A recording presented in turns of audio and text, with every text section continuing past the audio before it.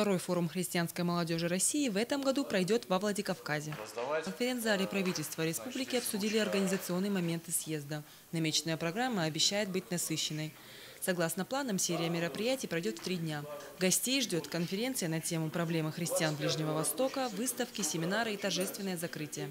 В рамках форума будет проходить большая конференция по проблеме христиан Ближнего Востока. Вы знаете ситуацию, которая находится сейчас Ближний Восток, находятся христиане Ближнего Востока. Эта ситуация в какой-то мере в чем-то даже близка Северной Осетии, как вот мы встречались с вашим муфтием. Муфтий говорил, что у нас очень позитивные взаимоотношения с различными конфессиями. И вот этот опыт как раз-таки мы можем предложить тем гостям, которые будут у нас на этой конференции. Также свое участие в форуме подтвердили послы Сирии, Палестины, Ирана и Египта. Подобные съезды, по мнению организаторов, создают единое пространство для взаимодействия религиозной и светской молодежи. Ангела Кубалова, Фатима Макиева, Алла Венедиктова, Осетия ТВ.